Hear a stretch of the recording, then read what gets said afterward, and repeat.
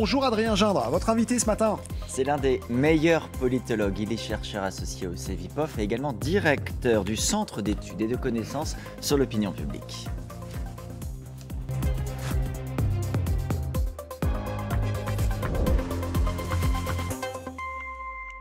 Bonjour Jérôme Jaffray. Bonjour. Merci beaucoup d'avoir accepté notre invitation ce matin. On va bien sûr parler de cette réforme des retraites puisque c'est aujourd'hui, ce matin, dans une heure, qu'elle arrive en commission à l'Assemblée nationale. C'est demain que les syndicats, une nouvelle fois, appellent à se mobiliser.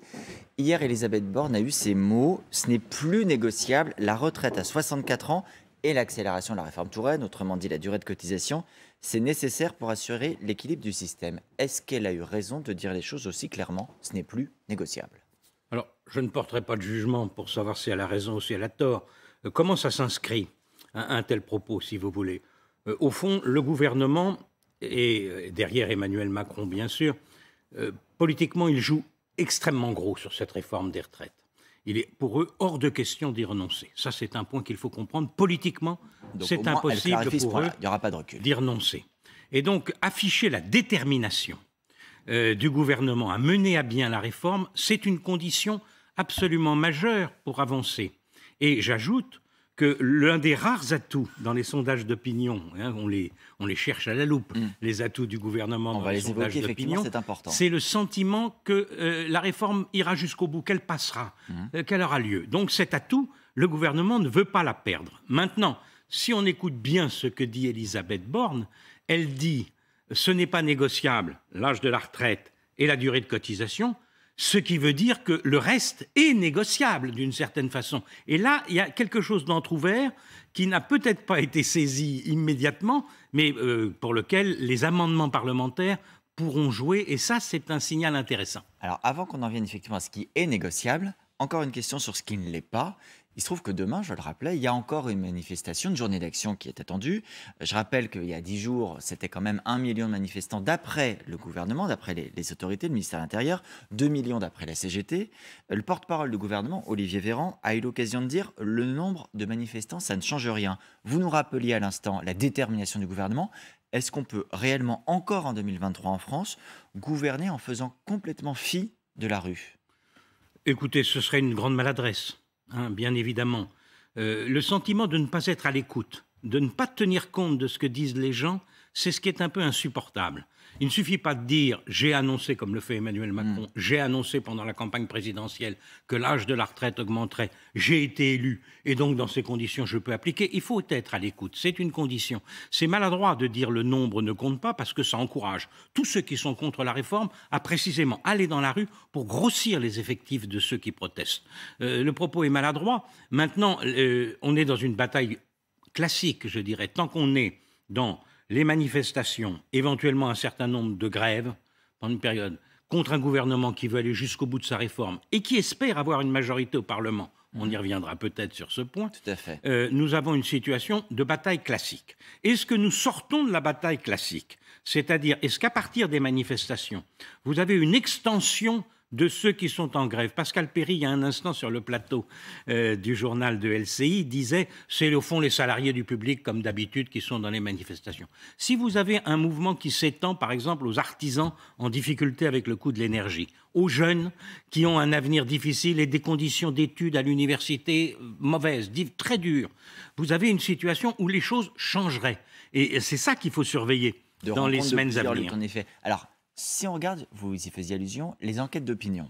Bon, il y a une tendance, tout institut confondu, c'est l'opposition des Français à la réforme. L'IFOP, hier, pour le JTT, disait 68% des Français sont défavorables à ce texte. Mais, je mets un petit mais parce que c'était en retrait de 4 points, ce chiffre, par rapport à la précédente enquête du 17-18 janvier.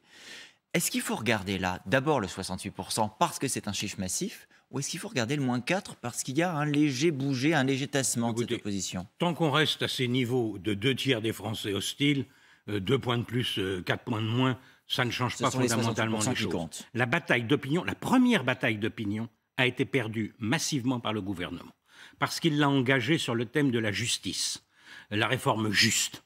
Or, ça ne peut pas passer pour une réforme juste à partir du moment où la retraite renvoie à toutes les inégalités de la vie active qu'on retrouve au moment de la retraite, entre ceux qui ont un métier agréable, intéressant, pas stressant et physiquement trop dur, et puis ceux qui ont une vie beaucoup plus dure, les hommes et les femmes qui ont les carrières inégales en termes de salaire et de position. L'espérance de vie, elle n'est pas du tout la même quand vous arrivez à l'âge de la retraite. Donc tout ça est ressorti sur le thème de la justice, qui était le plus mauvais des thèmes possibles choisis. Ça m'a stupéfait de ce point de vue. Mais alors, quel peut être le bon thème, la le réforme bon thème nécessaire? Et maintenant, oui, maintenant, il est un peu tard pour cette première bataille d'opinion.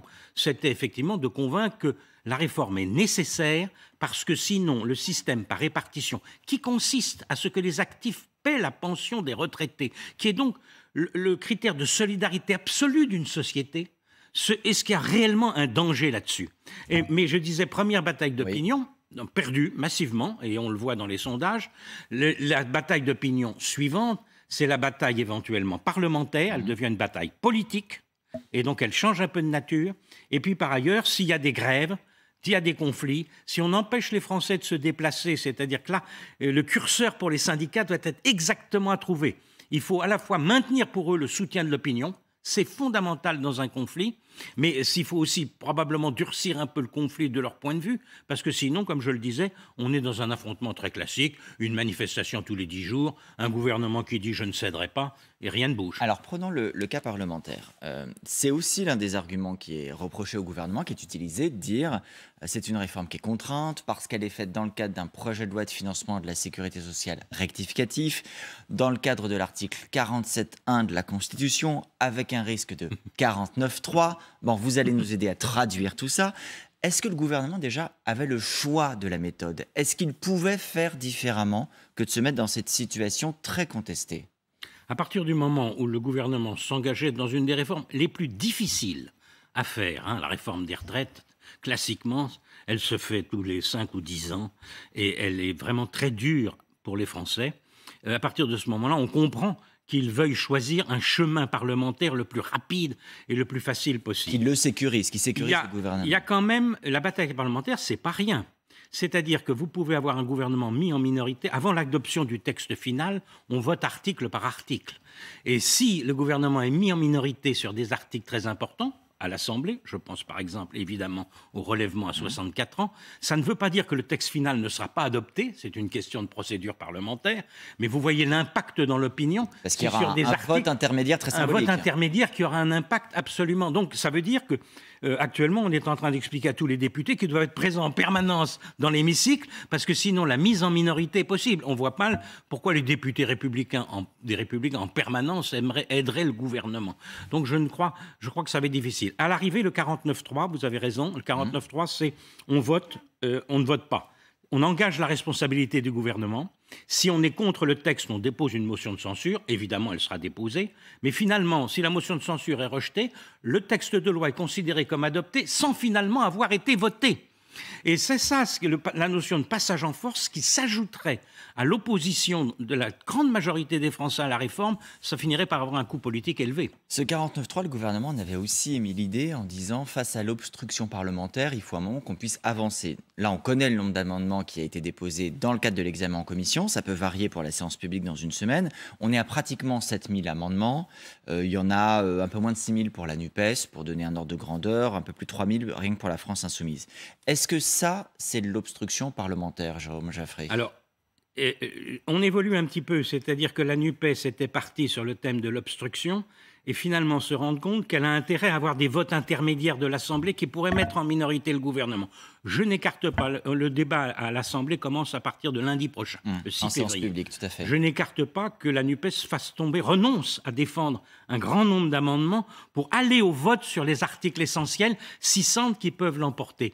L'obstruction, elle aboutit effectivement à ce qu'on perde du temps. Par exemple, c'est des petits amendements où on change le mot « et » par « ou », le singulier par le pluriel. Enfin, on peut à l'infini faire des amendements sur n'importe quel texte. Ça n'est pas l'intérêt politique des oppositions. Donc, la vérité, c'est que le débat doit avoir lieu et il est éminemment souhaitable. Quand le gouvernement dit je pourrais utiliser le 49.3, l'opposition lui reproche un déni de démocratie. Quand l'opposition dit qu'elle pourrait faire de l'obstruction, on lui reproche un déni de démocratie. La réalité, c'est que chacun de ces deux outils est permis par nos institutions, permis par la Constitution. Est-ce qu'il y a un des deux outils qui serait plus choquant que l'autre? Alors, présenté comme ça, vous le présentez de façon admirable, évidemment, c'est un équilibre. Le 49.3, qui était employé, par exemple, sous le gouvernement Rocard il y a 30 ans, très souvent, 28 fois par Michel Rocard, était à l'époque très bien accepté. C'était un outil de rationalité de la vie parlementaire. Voilà. Maintenant, il n'est plus accepté de la même façon. Il est considéré comme représentant un passage en force, comme ne permettant pas aux députés, quand vous avez une majorité relative, vous pouvez en avoir besoin, mais vous faites la démonstration que vous n'avez pas une majorité pour soutenir votre texte. C'est donc beaucoup plus lourd. Donc tout le travail politique, pour le coup, qu'a fait Elisabeth Borne, qui a privilégié le travail politique sur la conquête de l'opinion. C'est ça son choix initial. Elle a travaillé Essayer de construire créer une majorité. Essayer de construire avec les Républicains une majorité à l'Assemblée pour voter le texte sans 49.3. C'est ça l'essentiel. Mais à partir de ce moment-là, pour elle, il est important qu'à l'arrivée, cette majorité positive s'exprime, parce qu'à ce moment-là, vous faites quand même taire beaucoup de critiques. On ne peut pas seulement dire c'est Macron qui a dit qu'il fallait faire ça et que, comme il a été élu, il dit je vous l'avais dit, on le fait. C'est une majorité à l'Assemblée nationale, vote un texte, et du coup, ça a beaucoup plus de force. Mais est-ce que vous avez la conviction que cette majorité existe et va tenir? Parce que les Républicains ont varié dans leur position. Ils sont même divisés en réalité aujourd'hui. Il y a des élus, les Républicains, qui se sont tentés de voter contre le texte, d'autres de s'abstenir, d'autres de voter pour. C'est un groupe qui est éclaté. On se dit même, il n'y a pas de bonne solution pour eux. Soit on va leur dire, vous êtes la béquille du gouvernement, soit on va leur dire, vous êtes incohérent avec vos engagements passés. Que peuvent-ils faire pour se sortir en bonne posture de ça? Alors, en tout cas, c'est les hypothèses qu'on peut envisager. D'abord, quand on dit il faut 40 voix au gouvernement pour que le texte passe, c'est un peu excessif. Parce qu'à la vérité, si vous avez des abstentions au moment du vote final, ce n'est pas des votes contre. Et donc, vous pouvez vous retrouver avec 270 voix pour, 260 voix contre, votre texte est passé, et vous avez par ailleurs 40 ou 50 abstentions. Donc ça, des républicains qui s'abstiendraient ne tueraient pas forcément le vote final, ne l'oublions pas. La moins mauvaise des solutions. J'ajoute que c'est les amendements qui font que les républicains dont vous parlez évolueront ou pas. Le fait qu'il faille 44 années de cotisation pour un jeune qui aurait commencé à travailler à 20 ans, et qui, qui aurait ses 43 ans de cotisation, on lui dit non, vous faites une année supplémentaire alors qu'il a atteint les 43 ans de cotisation. C'est le genre de choses qui va se discuter. La position des femmes, les congés de maternité, c'est le genre de choses. Et ce qui est intéressant, c'est que les Républicains, qui ont présenté aux 2 dernières présidentielles des réformes très dures. Ils voulaient aller jusqu'à 65 ans pour l'âge de la retraite et ils ne parlaient pas du tout de concession.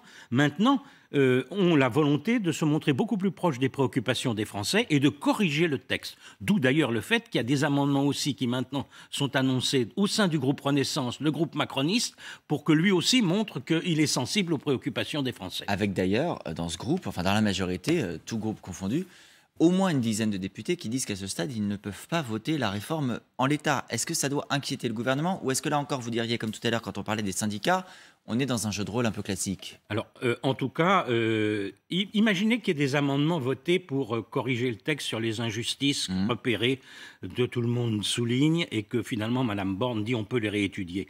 Le fait qu'un certain nombre de députés macronistes portent aussi ces demandes fait que l'amendement qui les corrigera pourra peut-être venir du groupe Renaissance. Et à ce moment-là, c'est le groupe Renaissance qui pourra dire, et Mme Borne derrière en disant le gouvernement, et Dussopt, le ministre du Travail, en disant le gouvernement est favorable à cet amendement, et donc c'est nous-mêmes qui corrigeons notre propre texte, et nous montrons ainsi que nous sommes à l'écoute des Français. Il faut bien comprendre qu'on va rentrer dans la procédure parlementaire, dans le jeu parlementaire, qui n'est pas exactement la bataille frontale d'opinion telle que nous la voyons à travers, par exemple, la manifestation de demain. À travers également certaines déclarations de ministres, Jérôme Jaffray, parce que ce week-end c'était assez frappant. On a Gérald Darmanin et Bruno Le Maire qui se sont tous les deux exprimés dans la presse. Gérald Darmanin pour rappeler, oui, il faut travailler plus, mais en faire y compris une conviction idéologique. Il le dit clairement, il ne faut pas dire autre chose, il faut l'assumer. Oui, il faut se lever tôt pour aller travailler. Oui, il faut bosser à l'école. Comme on dit chez moi, on n'a rien sans rien. Et dans le même temps, il y avait Bruno Le Maire qui rappelait le quoi qu'il en coûte, c'est fini. Ça ne signifie pas la fin de la protection des plus faibles, mais bon, il dit bien, on va devoir faire des économies à partir de l'année prochaine. Il y a aussi la volonté de certains membres du gouvernement de rappeler aussi quelques marqueurs idéologiques, de ne pas laisser la réforme prendre le pas sur toute construction derrière. Il y a un glissement politique de la Macronie à travers cette réforme, déjà, elle est tellement marquante pour les Français, vers, au fond, l'occupation d'un bloc conservateur qui se crée. Et c'est frappant parce que la Macronie, et le macronisme, normalement, c'est le refus des notions de gauche et de droite. C'est le dépassement, c'est le en même temps. Tantôt une mesure de gauche, tantôt une mesure de droite. Là, le discours Le Maire et Darmanin, et qui probablement, je suppute, ont en ligne de mire l'après-macronisme, puisque le président, rappelons-le à nos téléspectateurs, c'est absolument fondamental, Emmanuel Macron ne pourra pas être candidat en 2027, la Constitution le lui interdit, il est inéligible jusqu'au lendemain de l'élection de son successeur. C'est une bizarrerie démocratique, mais c'est comme ça. Et du coup, construisant une sorte de bloc conservateur, le travail, tenir les comptes, de la Maison France, la critique de la NUPES que Darmanin a développée dans son article. Oui, parce qu'il dit aussi qu'il promeut une société sans effort, une société sans travail, nous dit-il. Et la volonté de bordéliser le pays, même, emploie-t-il comme expression. Tout cela fait qu'il y a un glissement à droite du macronisme qui pose problème aux Républicains. Parce que à ce moment-là, quel espace leur reste-t-il et qui également peut jouer dans le rapport politique, parce que la gauche, du coup, peut se reconstruire si la droite réapparaît telle que c'est le retour vers le clivage gauche-droite à terme. Avec une Macronie qui serait donc la partie droite de ce clivage. Enfin, qui occuperait l'essentiel de la droite, oui. Je voudrais qu'on s'arrête un instant, Jérôme Jaffray, également sur des élections qui ont fait lieu hier. On en parle peu, on en parle rarement, mais il y avait des élections législatives partielles organisé dans 3 circonscriptions à la suite d'invalidation d'élections de députés par le Conseil constitutionnel. Si on résume le résultat, les équilibres, la NUPES a gagné un siège, c'est en Charente, le RN en perd un, c'est dans la Marne, et c'est un jeu à somme nulle pour la majorité qui gagne un député Renaissance, enfin une députée Renaissance d'un côté, et perd un député Horizon de l'autre. Bon, c'est toujours très compliqué d'analyser ces élections parce que la participation est faible dans des partiels, Jérôme Jaffray, mais est-ce qu'on peut ou pas, la réponse peut aussi être ou pas, en tirer une conclusion politique, en faire une lecture nationale? Une lecture nationale, non, mais évidemment, malgré tout, ce n'est pas un succès pour le Rassemblement national. Ce qui s'est passé hier, le Rassemblement national estimait, et beaucoup, disons, dans le milieu médiatique, considèrent que Marine Le Pen est la grande favorite de la présidentielle de 2027, même si c'est encore très loin et ça a tout le temps de changer. Là, le RN avait un siège dans la Marne. Il est incapable de le conserver. Mais à la vérité, c'est quand même une circonscription assez conservatrice. Elle comprend une très grande partie de la ville de Reims, qui n'est pas le progressisme incarné. Et dans le Pas-de-Calais, où Marine Le Pen, qui est le fief de Marine Le Pen, le socialiste, candidat de la NUPES, est élu avec 66%. Qui était le sortant, c'est le seul sortant qui est confirmé. Voilà, dans une circonscription qui a voté à 57% pour Marine Le Pen, excusez du peu. Donc on voit bien que l'implantation politique, et la NUPES, gagne en Charente. C'est-à-dire que c'est un succès pour la gauche. Il y a un député insoumis à Angoulême, donc, qui gagne face à un député Horizon de la majorité. Et qui bat le candidat Horizon d'Édouard Philippe. Défaite aussi pour le parti d'Édouard Philippe, significative de ce point de vue. Donc, on a un certain nombre de mouvements, succès pour la gauche, défaite pour le RN. Vous avez dit jeu à somme nulle pour Renaissance. Pas tout à fait. Pour la majorité, Renaissance en gagne un, Horizon en perd un. Voilà. Et, oui, mais c'est Horizon qui perd et Renaissance qui gagne pour au sein de la majorité, pour les amateurs de politique. Il y a aussi, vous l'avez cité, le Parti socialiste. Alors, il gagne une circonscription, plutôt il conserve une circonscription. Et puis, il y avait cette semaine un congrès, le 80e congrès de l'histoire du parti. Olivier Faure a réussi à sauver son siège de premier secrétaire. Il aura 2 premiers secrétaires délégués, Johanna Roland, la maire de Nantes, comme il l'avait proposé, et Nicolas Mayer-Rossignol, le maire de Rouen, qui est son adversaire qui souhaitait lui-même devenir premier secrétaire du parti. Dans quel état sort le PS de cette séquence? Est-ce qu'il est sain et sauf, touché mais pas coulé, mort-vivant? Quel serait le bon qualificatif? Peut-être l'intermédiaire de ce que vous avez proposé. Non, c'est assez triste, parce que derrière le Parti socialiste, c'est l'image des partis politiques et de la politique qui est en cause. On ne peut pas s'être traité pendant toute la semaine de voleurs, de menteurs, de trafiquants d'urnes, compagnie, et se dire à l'arrivée, tout va bien, on dirige ensemble le parti, on s'aime et tout va bien se passer. Donc, derrière, les partis sont nécessaires au fonctionnement de la démocratie. Nous avons besoin de partis politiques qui existent et qui permettent d'organiser la démocratie. Et donc, c'est vraiment inquiétant et fâcheux de ce point de vue. Et ça dépasse de beaucoup le Parti socialiste. Sur le Parti socialiste lui-même, il reste complètement dans une contradiction majeure de son rapport à la NUPES, avec ce résultat, puisque Mayer-Rossignol et Hélène Geoffroy étaient beaucoup plus critiques envers la NUPES qu'Olivier Faure. Alors qu'Olivier Faure l'a défendu et a contribué à sa naissance. Voilà, le problème du Parti socialiste par rapport à la NUPES, c'est qu'électoralement, le PS a besoin de la NUPES, sinon il serait laminé dans les élections. La NUPES permet d'avoir un candidat de gauche uni au premier tour d'élection quand il y a 2 tours. Et donc de qualifier le candidat de gauche dans beaucoup de circonscriptions. Et toutes les têtes socialistes peuvent se faire réélire. Mais la NUPES interdit au Parti socialiste de développer le logiciel social-démocrate, qui est son fondement de son idéologie, et l'oblige à finalement subir la domination de la France insoumise et la radicalité de la gauche qui interdit au Parti socialiste de réexister. Et cette contradiction-là, elle demeure encore plus puissante à l'issue du Congrès. Merci beaucoup, Jérôme Jaffray, de nous avoir éclairé ce matin. C'était passionnant de poser avec vous et de balayer tous les enjeux du moment. Et il y en a beaucoup en politique.